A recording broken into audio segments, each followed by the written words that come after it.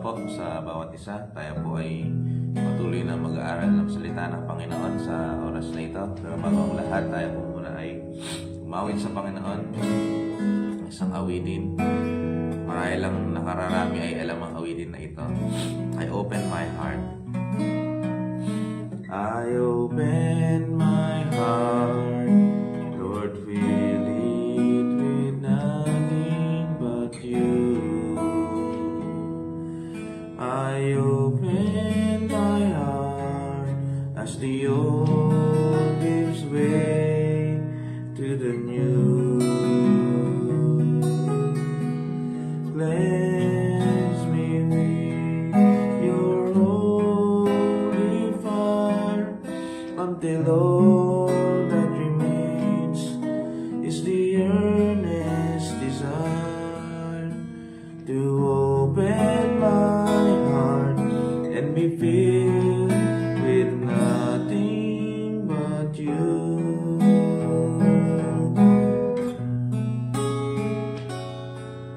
I open my heart, Lord, fill it with nothing but you. I open my heart as the old gives way to the new.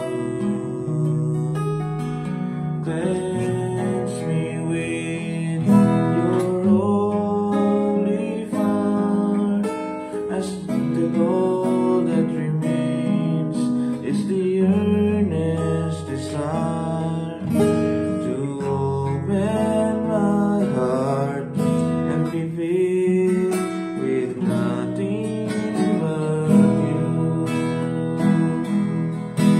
Sa papuso umpisa. Hallelujah. I open my heart, Lord, fill it with nothing but you. I open my heart as the old gives way to the new. Cleanse me with your holy fire until all that remains is the earnest desire to open my heart and be filled with nothing but you. Cleanse me with your holy fire until all that remains is the earnest desire to open my heart and be filled with nothing but you. To open my heart and be filled with nothing but you.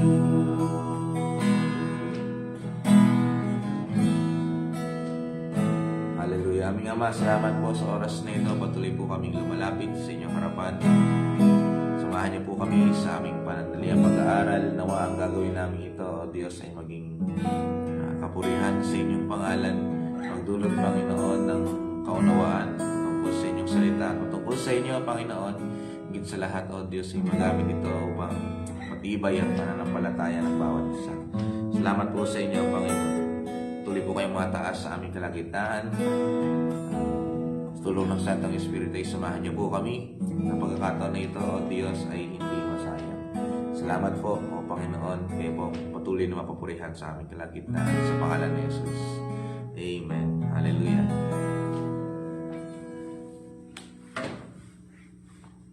Magandang umaga po sa bawat isa. Purihin po ang Panginoon. Patuloy po na ang Panginoon Diyos ay kumikilos sa bawat isa. Talagang sa biyaya ng Panginoon tayo ay nakakapagpatuloy. Salamat sa Panginoon. Itong mga nakaraan ay nakatapos po tayo ng camp meeting dito sa Taiwan.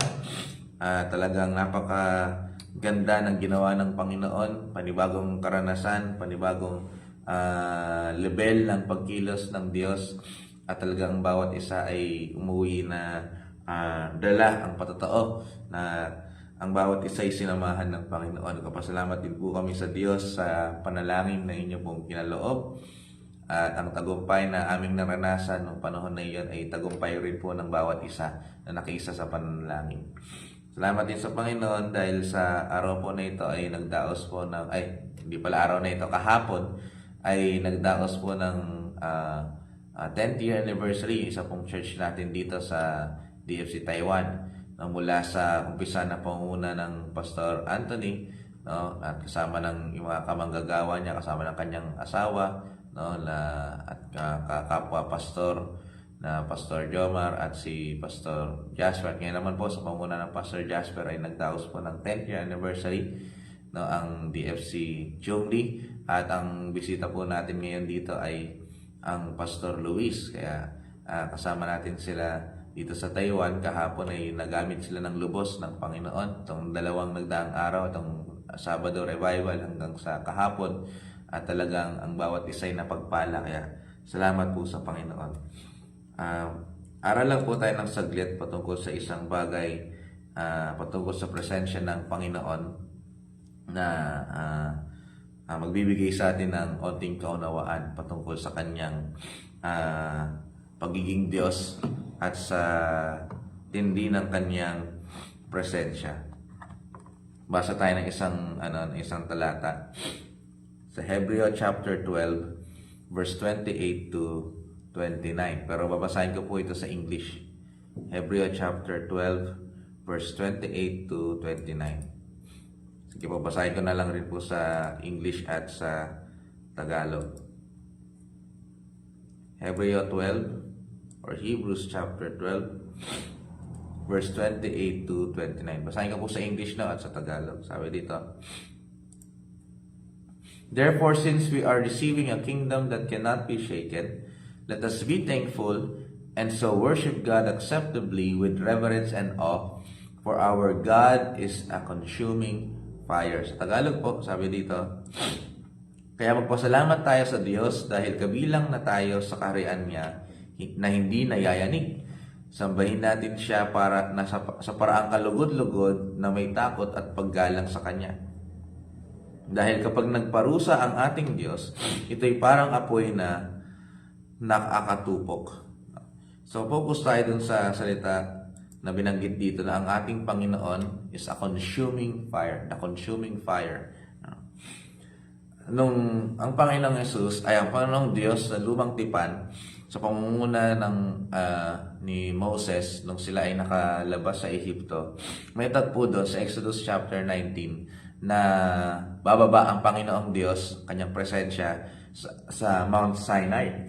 Tapos ang nangyari doon, sabi ng Panginoon, maglagay kayo ng fence sa gilid, sa paanan ng bundok. Wala pwedeng makapunta sa bundok habang ako'y naroroon. No? Dahil alam ng Panginoon na maari silang mapahamak kapag ang mga Israelita ay nagpunta sa paanan ng bundok o kaya man sa loob o sa lugar kung saan pupunta rin si Moses. Ang pinahintulutan niya lang talaga na pumunta sa presensya niya ay ang kanyang lingkod na si Moses. So moving forward, bumaba ang presensya ng Panginoon. Ang nangyari, hindi talaga nakalapit yung mga Israelita. Ang nakalapit lang talaga ay si Moses. Ang ginawa pa nga nila, sinabihan sila ni Moses, ikaw na lang Moses magpunta diyan, di namin kakayanin. No? At sa isang tingin, yung pag-utos ng Panginoon na maglagay ng fence sa gilid sa paanan ng bundok, maaring sa isang kaisipan ay parang ang sama naman ng Panginoon, no? Na ito na nga siya, bababa siya sa bundok, kanyang mismo kalwalatian ay bababa sa bundok, tapos hindi niya hayaan na lumapit itong mga mananampalataya. Hindi niya hinahayaan na lumapit itong mga Israelita. No, parang ang damot ata ng Panginoon kung si Moses lang yung makakaranas sa kanyang presensya. Pero kung sa makikita natin sa reaksyon ng mga Israelita, yung paglagay ng fence ng Panginoon sa paanan ng bundok para hindi makalapit yung mga Israelita, ay habag na lang din niya eh. Kasi nakita ng mga Israelita na, teka lang, di pala namin kakayanin sa loob ng presensya ng Panginoon. Matindi pala ang presensya ng Diyos.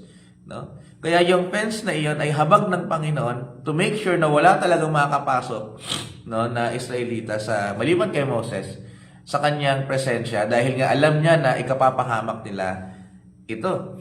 No? Yung mga, dahil ang Diyos ay banal, no? God is holy. Anumang unholy thing, no, ay hindi pwedeng pumasok sa loob ng presensya, o hindi makakatagal sa presensya ng Panginoon. Yung tinalaga lang ng Panginoon na pwedeng makapasok sa kanyang presensya, yun lang talaga yung makakapasok. Kung maalala rin po natin, yung mga tao na pwede lang humawak ng mga bagay sa loob ng tabernakulo, no, sila lang talaga yung nakahawak ng mga bagay sa loob ng tabernakulo. No, may tinalaga lang din talaga ang Panginoon nung panahon na iyon. No, kaya hindi sila basta-basta, lalo na naman sa loob ng holy, pagkapasok ang high priest sa Holy of Holies, siya lang talaga yung pwedeng makapasok. No, sa panahon na makipagtagpo ang Panginoon sa Day of Atonement, sa high priest, hindi pwedeng lahat pumasok. No? So makikita natin na ang hindi basta-basta sa loob ng presensya ng Panginoon. Anything unholy cannot stand or cannot survive an immediate contact with the holy God. Ganon katindi yung presensya ng Panginoon. Kung makita pa natin, moving forward, Leviticus chapter 10. Kanina, nabanggit kayo patungkol sa Levita. Merong dalawang Levita, anak pa nga ni Aaron po ito, si Nadab at si Abihu. No? Sila ay tinalaga bilang mga priest. Pero sa nakakalungkot na pagkakataon, nagpasok sila ng unordained fire, or sa Biblia, sa tagpong ito, ang tawag sa kanya ay strange fire. Isang apoy na hindi nararapat sa loob ng tabernakulo. Kaya ano nangyari, pagpasok nila, dala-dala yung strange fire. Akala nila kahit anong apoy ay pwedeng gamitin sa pagpasok sa tabernakulo, kaya pang mga bagay sa tabernakulo. Ayun, yung pagpasok nila, nagpadala ang Panginoon ng apoy at sila ay namatay. Dahil sa bagay na iyon, sila ay nakatanggap ng hatol sa Panginoon. Nung sila ay nakagawa ng hindi lugod-lugod na bagay sa loob ng tabernakulo, hindi sila nakatagal, sila ay hinatulan ng Panginoon at sila ay namatay. So makikita natin dito, kung kanina sa Exodus 19, hindi pa sila walang nakaranas ng kamatayan, pero this proves na anything unholy or not ordained by God, pag nasa loob siya ng presensya ng Panginoon, hindi talaga makaka-survive. Hindi pwede. That is the power of the presence of God. Yung kanyang holiness talaga ay hindi sobrang hindi naman nakakatakot, but the genuine pureness of His holiness, no, ay hindi talaga pwedeng dumikit sa marumi. Hindi yung, kaya kadiri, no? Hindi yung ganon. Hindi, sa kanyang kapangyarihan talaga at kabanalan, hindi talaga makakatagal, no? Ang mandidiri at ang hindi nga magandang term mandidiri, yung talagang iiwas, no, ay yung marurumi. Yung unclean ng panahon na ito. Any unclean thing cannot stand inside the presence of God. Moving forward pa, Samuel chapter 2. Ito, sabihin natin na, good thing lang naman yung gusto kong gawin. Gusto ko lang naman, mabuting bagay naman yung aking intensyon para sa presensya ng Diyos. 2 Samuel chapter 6, nakuha na ulit nila David yung kaba ng tipan mula sa kanyang mga kaaway. Ito ang ginawa, ibabalik sa bayan ng Israel. Ito ang ginawa nila. Kumuha sila ng korwahe at dalawang hayop na bubuhat ng kaban ng tipan. Ayan yung kaban ng tipan. Yun po yung sumisimbolo sa mismong presensya ng Panginoon. Ngayon, sa Biblia, hindi naman po kasi talaga dapat ang magbuhat ng kaban ng tipan karwahe na merong kabayo. Hindi. No? Ang dapat na magbuhat lamang ng kaban ng tipan at maghawak sa kaban ng tipan ay yung mga tinalaga niyang Levita. No? Ayan ang nangyari. Yun ang ginawa nila David. Biglang nagkaroon na parang natapilok yung may dala-dala ng karwahe na bitbit ang kaban ng tipan. Nakita ngayon nila ni Uza na yung kaba ng tipan ay huhulog. Siguro sa isip-isip niya, teka lang, baka madumihan yung yung kaba ng tipan o kaya ay mahulog yung kaba ng tipan, masisira. Hahawakan niya para maialalayan at maitayo niya uli. Pero once na nahawakan ni Uza yung kaba ng tipan, agad siyang namatay. Nakatanggap siya ng hatol sa Panginoon at agad siyang namatay. Teka lang, Pastor, di ba parang good intention naman eh. Gusto naman, mabuti naman ng hangaran ni Uza para lang hindi bumagsak yung kaba ng tipan. Pero hinatulan pa rin siya ng Panginoon. This shows the same principle. Ganun pa rin siya nung simula sa Exodus 19, Leviticus 10. Hindi basta-basta kailangan madampian ng maruming bagay o maruming kamay ang kaba ng tipan. Meron pang tagpo yan eh. Nung nakita ito ng mga Israelita, binuksan nila yung kaba ng tipan, tapos sila ay namatay lahat.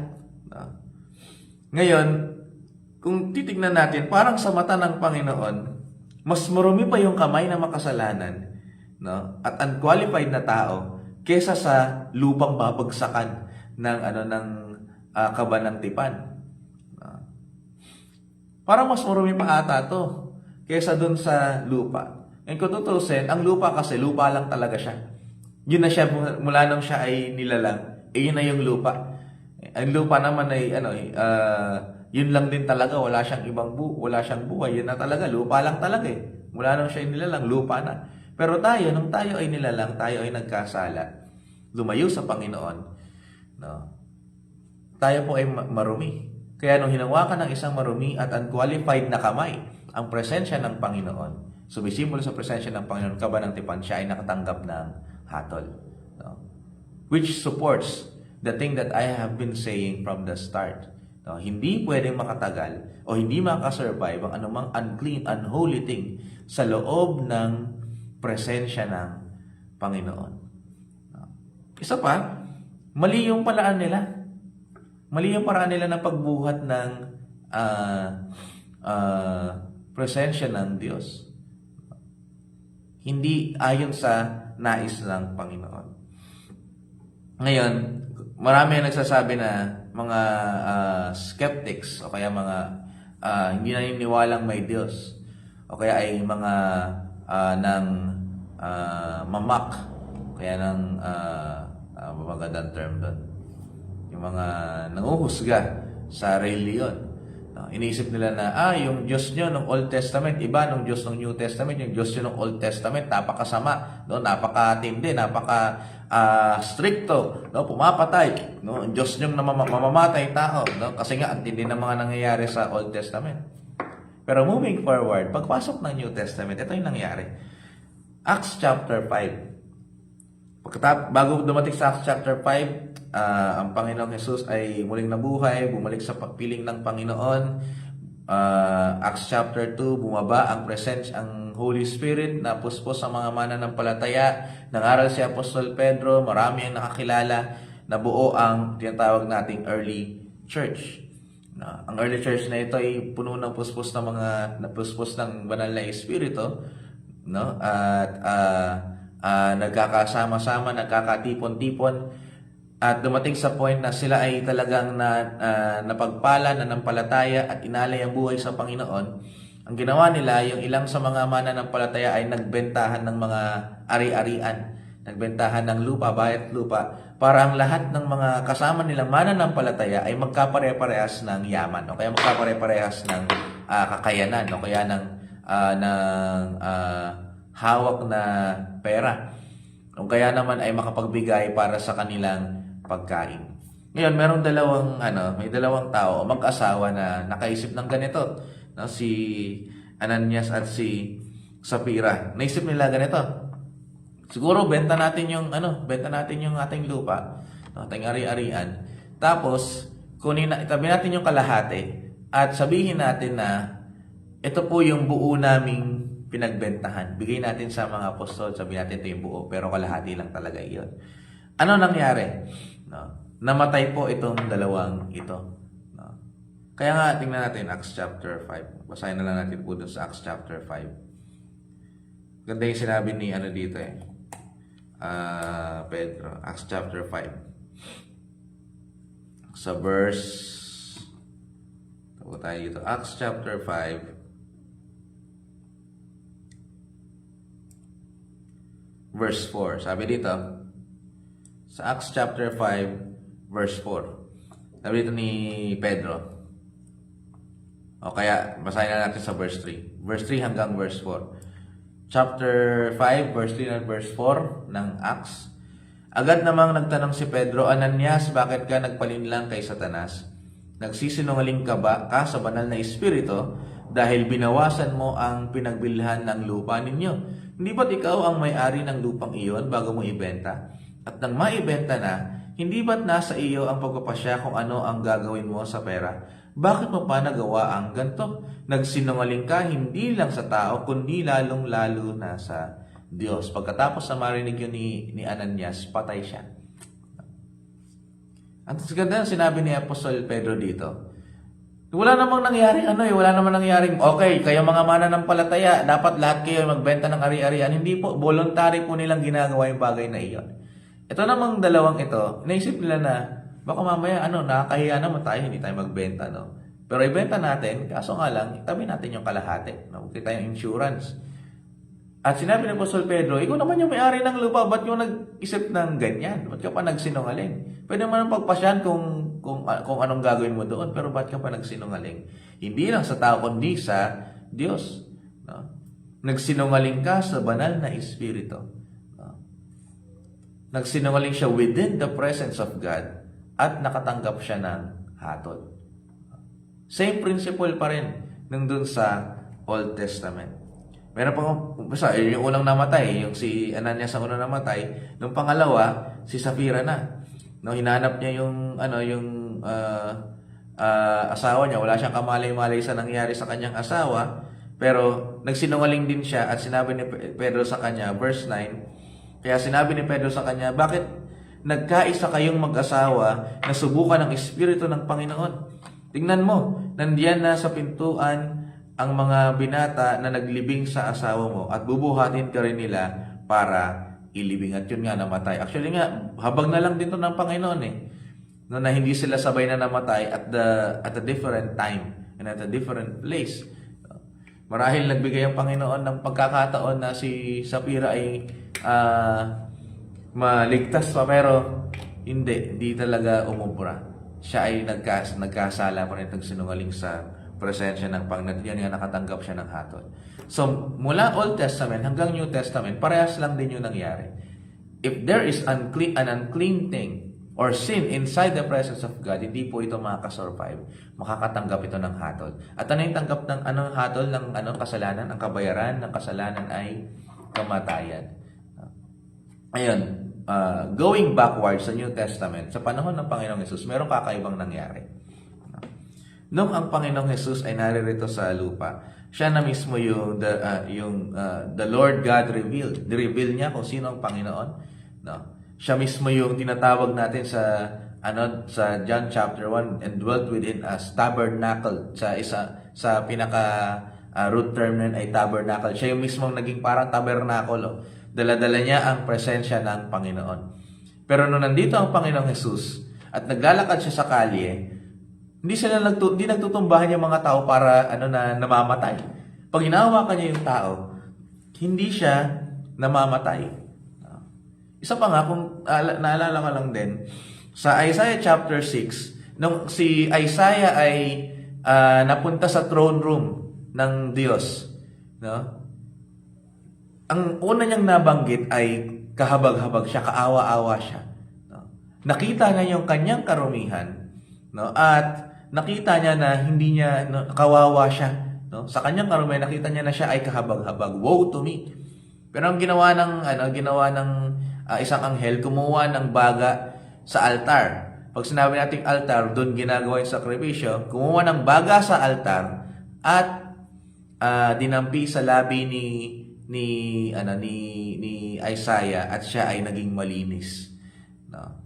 And this foreshadows what is about to come nung sa buhay ng Panginoong Hesus. No? So balik tayo sa Panginoong Hesus. Nung narito siya, nung narito ang presensya ng Panginoon, the very God revealed, hindi namamatay yung mga tao, hindi nagsisipa tayo pag nandiyan na, hindi na Panginoon Jesus, patay na agad, hindi. No? Nung siya ay nagpapatong ng kamay dun sa mga may sakit, sila ay gumagaling. No? Hindi na-consume ng consuming fire yung lahat na nasa palibot ng Panginoong Jesus. Hindi sila nakatanggap ng hatol nung naririto yung presensya ng Panginoon. Nandito ang Panginoon. God's holiness ay hindi naging hatol sa mga tao nung naririto ang Panginoon. So, dumiligid sila sa Panginoong Jesus, kasama nilang maglakad, pero hindi sila namamatay. Ano nangyari?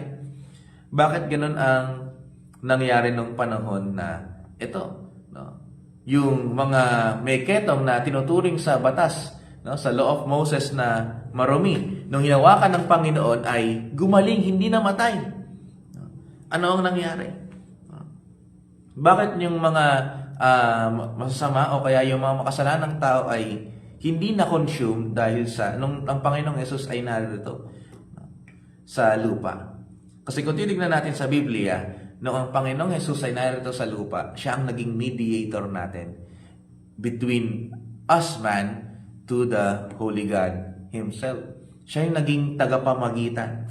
Kaya nung ang Panginoong Jesus ay nasa krus ng Kalbaryo, inabsorb niya yung consuming fire, yung hatol ng Panginoon para sa mga kasalanan.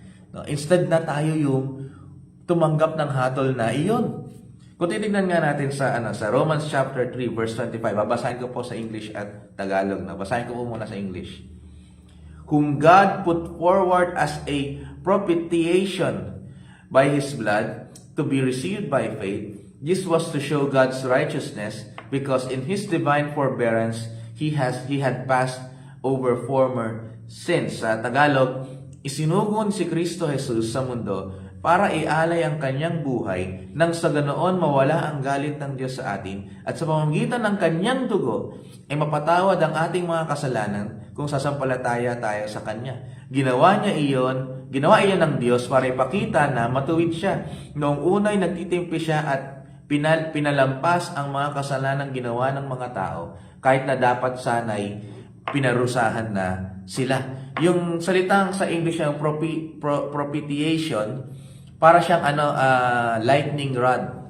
Yung lightning rod, tinalagay po yan sa tuktok ng building para pag biglang kumidlat, dun lang talaga siya tatama at diretso na po yun sa lupa. Noong ang Panginoong Yesus ay nasa krus ng Kalbaryo, siya ay naging parang lightning rod na tatanggap ng hatol ng Panginoon. Kaya imbes na tumungo sa iba't ibang lugar yung hatol ng Panginoon, nung narito ang Panginoong Yesus, napunta sa Kanya lahat yung hatol ng Panginoon. The consuming fire ay napunta doon sa krus ng Kalbaryo, hindi sa lahat ng mga kasalanan na nakapalibot sa Panginoon. Sinalo ng Panginoong Jesus yung hatol ng Diyos. Kaya nga naman, kahit nung siya ay naririto, hindi namamatay yung mga tao nasa paligid niya. Kaya nga naman, kahit tayo ay pumasok sa presensya ng Panginoon ngayon, hindi tayo namamatay. Bakit? Sinalo ng Panginoon yung hatol na nararapat para sa ating makasalanan. Kaya nga naman, nung tayo ay nanampalataya sa Panginoon, malaya na tayo nakakalapit sa trono ng biyaya. No? Na malaya tayo nakakalapit sa presensya ng Panginoon. Kasi meron ng dugo na naglinis sa atin, at naging karapat dapat na tayo ngayon na makalapit sa presensya ng Panginoon. Nung namatay ang Panginoong Yesus, lagutan ng hininga, napunit yung tabing sa Holies of Holies, sa templo ng panahon na ito. Mula sa itaas, pababa, napunit yung tabing, na wala na yung hadlang na naghihiwalay patungo sa tao at sa Diyos. At dahil yun sa Panginoong Jesus. Kaya nga malaya na tayo nakapunta ngayon, nakapasok sa presensya ng Panginoon. Ito pang masaya. Kanina tinawag natin ang Panginoon at tinatawag talaga sa Biblia na ang presensya ng Panginoon mismo is the consuming fire. No? Siya ang consuming fire.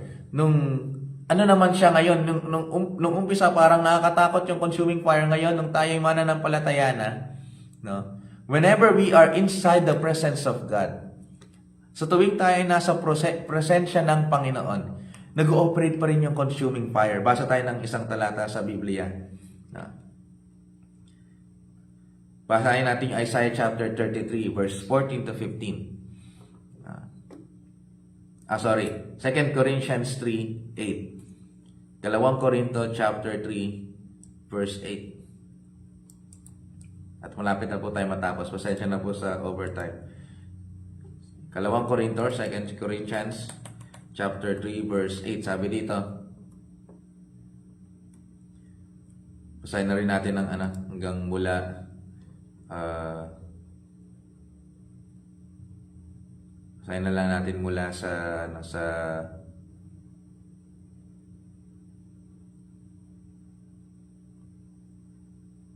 basahin natin sa verse 9. Hindi, masyadong mahaba. Basahin na lang po natin dito sa verse, punta na tayo sa bandang dulo. Dito po tayo sa verse 18. Yan, verse 18. Sabi dito, 2 Corinthians chapter 3, verse 18. At dahil naalis na ang takip sa ating isipan, nakikita na natin ang kapangyarihan ng Panginoon. At ang kapangyarihang ito ay mula sa Panginoon na siyang banal na Espiritu, ang siyang unti-unting bumabago sa atin hanggang tayo ay maging katulad niya. Naging benepisyo sa atin yung pagiging consuming fire ng Panginoon sa paanong paraan. Whenever we are inside the presence of God, kinukonsume ng Panginoon yung ating impurities. Kaya nga tayo ay lalong nagiging maluwalhati, lalong nagbabago, yung tinatawag nating sanctification. From glory to glory, inaalis ng Panginoon yung impurities sa atin. Kinukonsume niya yung lahat ng karumihan sa atin hanggang sa maging pure as gold, white as snow. Hanggang sa maging lubos yung kabanalan natin, mga kapatid, dahil unti-unti tayong binabago ng Panginoon. Tinutupok ng Panginoon yung mga impurities, yung mga kasalanan, katulad ng pag-refine ng silver, pag-refine ng gold. Naging benepisyo sa atin yung pagiging consuming fire ng Panginoon. Kaya whenever we are in the presence of God, changes happen. Ang masaya pa yan, mga kapatid, the Holy Spirit, the very presence of God, His Spirit is inside of us. Kaya from glory to glory talaga, binabago tayo ng Panginoon. Nakukonsume unti-unti yung lahat ng mga karumihan natin. Hanggang sa makita ang wangis ng Panginoon sa ating buhay. Sabi dun sa Isaiah chapter 33 verse 14 to 15, sabi dito, nanginginig sa takot ang mga makasalanan sa Sion. Sabi nila, ang Diyos ay parang nagliliyab na apoy na hindi mamamatay. Sino sa atin ang makakatagal sa presensya ng Diyos? Dito na po tayo magtatapos, no? Walang makasalanan na makakatagal sa presensya ng Panginoon. The very presence of God, in the very presence of God, sin cannot survive. Kaya nga yung tanong doon sa verse 14 ng Isaiah 33, sino ang makakatagal sa presensya ng Diyos? Verse 15, agad may sagot ang Panginoon. Isaiah chapter 33 verse 15, sa umpisa ng verse 15, ang makakatagal ay ang mga taong namumuhay ng matuwid. Ito pa masaya niyan. Tinuring tayo matuwid ng Panginoon. Yung katuwiran na nasa sa atin ay hindi katuwiran ng nating sariling gawa. Not by our own merit. Nung ang Panginoong Hesus ay nasa krus ng Kalbaryo, kinuha niya yung ating kasalanan, napunta sa atin yung kanyang pagiging matuwid. The righteousness of Jesus Christ ay napunta sa atin. Kaya nga naman, malaya tayo nakapasok sa presensya ng Panginoon. Hindi tayo nakukonsume ng presensya ng Panginoon. Hindi yung consuming fire na katulad ng nakakatakot na nababanggit natin kanina, kundi nagiging benepisyo sa atin ng pagiging consuming fire ng Panginoon. Bakit? Unti-unti tayong binabago. Unti-unti tayong nililinis. Nawawala, nasusunog yung lahat ng impurities hanggang tayo ay maging refined. Katulad ng ginto, katulad ng silver. Kaya mga kapatid, salamat sa Panginoon dahil binigyan tayo ng pagkakataon na makalapit at makapasok sa kanyang presensya. Hindi lang iyan, panahanan ng Espiritu ng Panginoon. Dahil po ito sa kabutihan, habag at pag-ibig ng ating Panginoong Diyos para sa ating lahat. Hindi niya hinayaan na tayo ay makonsume.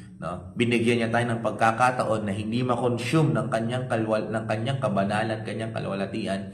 Binigay niya ang kanyang buktong na anak sa atin para malaya tayo makapasok sa kanyang presensya, at lubusang maranasan ang tindi ng kanyang presensya. Kaya salamat sa Panginoon Marami pa sanang pwedeng maidagdag dyan, pero hanggang dyan na lamang po tayo. Our God is a consuming fire. Nung tayo makasalanan pa, nararapat tayo makonsume ng hatol, ng apoy ng Panginoon. Pero salamat sa Panginoon, nung tayo ay nakilala sa Diyos, tayo ngayon ay nag-aapoy sa pananampalataya. At ang kinukonsume ngayon ng Panginoon, ang kanyang Espiritu at patuloy na tinutupok, patuloy na tinutunaw, patuloy na nililinis ay yung mga impurities pa sa atin. Lahat hindi nakanais-nais sa ating buhay.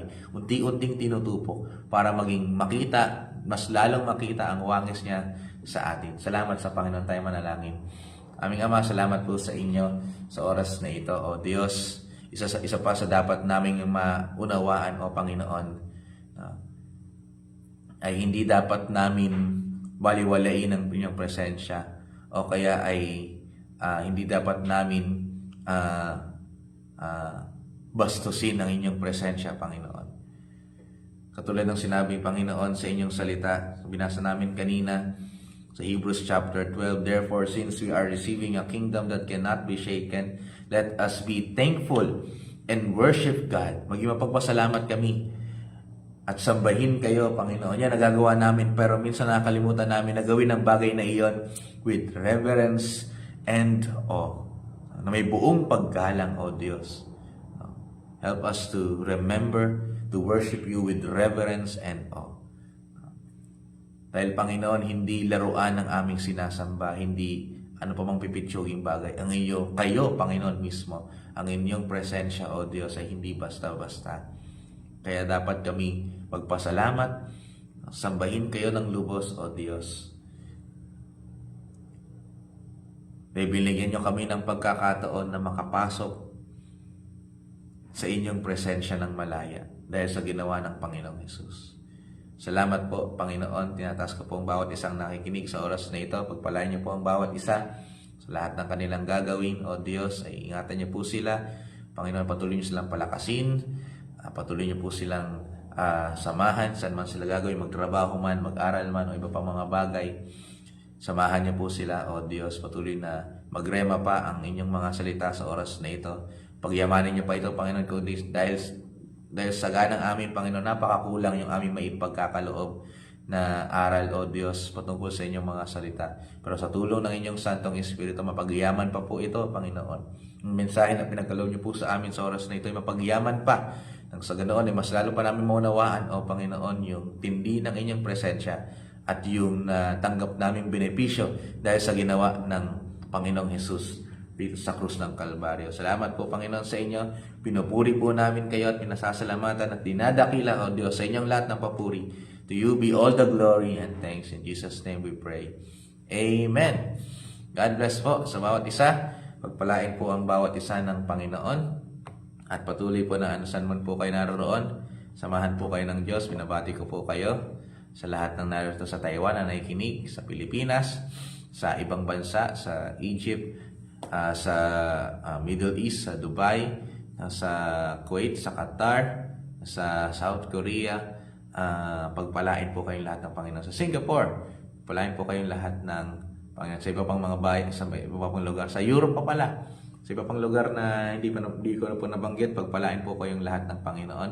Sa Diyos po ang lahat ng papuri. Ay, bago po makalimutan, magkakaroon po tayo dito sa Taiwan ng youth camp sa darating na first week ng April 3 to 5. Mga kapatid, isama niyo po kami sa panalangin. Medyo maikli yung preparation. Gayunpaman ay naniniwala kami na patuloy na sasamahan tayo ng Panginoon at maging pagkakataon ito para palakas ang pananampalataya ng ating mga kapatid at patuloy na makaabot pa tayo ng kaluluwa sa tagpong ito. Kaya salamat po sa Panginoon. Sama niyo po kami sa panalangin at tumugon ng Panginoon sa mga pangangailangan, sa mga preparation ay patuloy na samahan po ng Panginoon. Ating mga kamanggagawa na gagamitin ay gamitin ng lubos ng Panginoon sa araw na iyon. Ulitin ko po, youth camp po dito sa Taiwan, April 3 to 5. Patuloy na maging tagpo ito na mapalakas, no? Makapag-alay ng patuloy ng totoo ng buhay ang mga kabataan para sa Panginoon. Kaya God bless po sa bawat isa. Pagpalain po kayo ng lahat ng Panginoon. To God be all the glory. God bless po.